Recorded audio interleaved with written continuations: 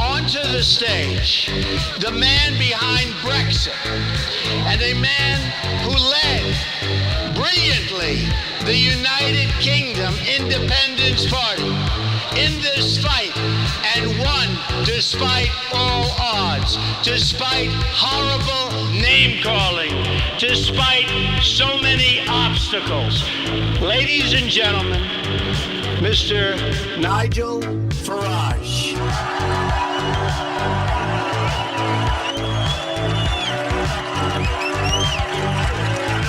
Thank you very much. Well, thank you, and good evening, Mississippi.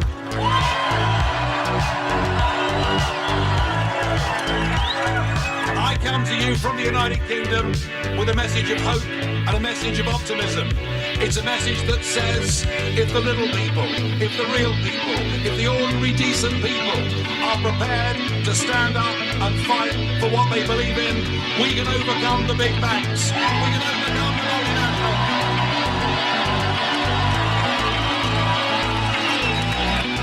And we did it. We made June the 23rd our Independence Day when we smashed the establishment. And we did it. Everybody said we'd lose.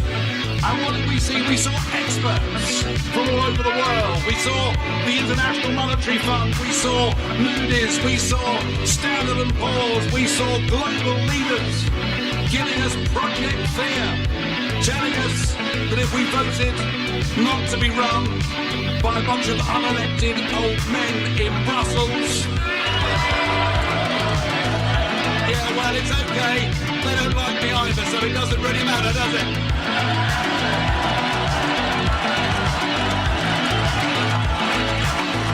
But they told us our economy would fall off a cliff.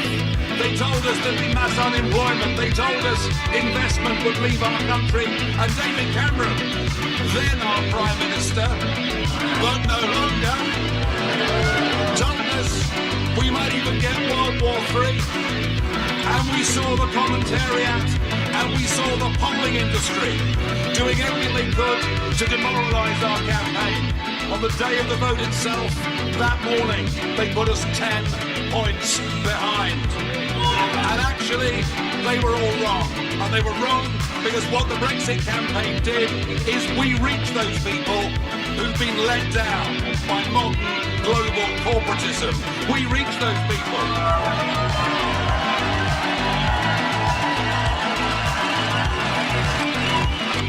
We reach those people who have never voted in their lives, but believe by going out and voting for Brexit, they can take back control of their country, take back control of their borders, and get back their pride and self-respect.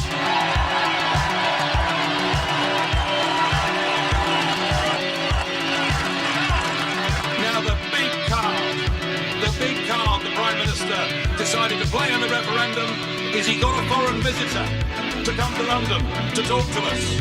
Yes, we were visited by one Barack Obama.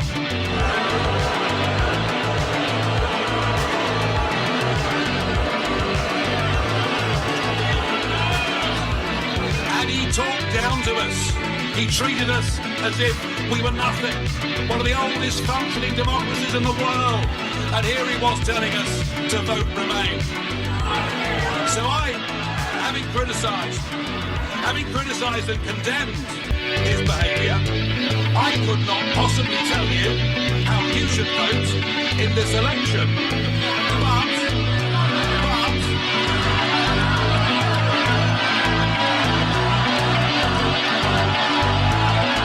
you know, I get it, I'm hearing you. But I will say this. If I was an American citizen, I wouldn't vote for Hillary Clinton if you paid me.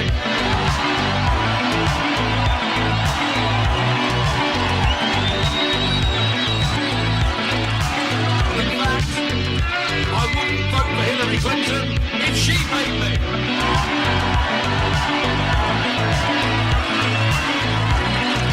Folks, the message is clear. The parallels are there. There are millions of ordinary Americans who've been let down, who've had a bad time, who feel that political class in Washington are detached from them, who feel so many of their representatives are politically correct parts of that liberal media elite. They feel people aren't standing up for them, and they've actually in many cases given up on the whole electoral process. And I think that you have a fantastic opportunity here with this campaign. You can go out, you can beat the pollsters, you can beat the commentators, you can beat Washington.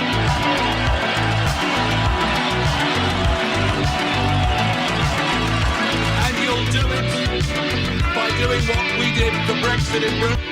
We had our own people's army of ordinary citizens who went out and delivered leaflets, who went to meet people where they worked and where they socialised, who convinced and inspired people to go out, if this was the one and only time in their life, and to vote for change.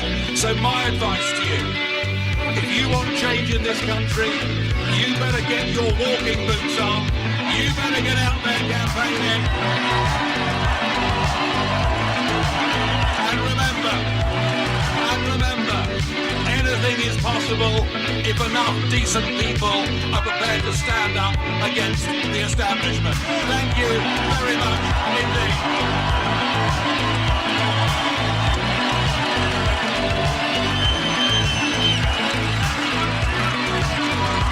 Wow.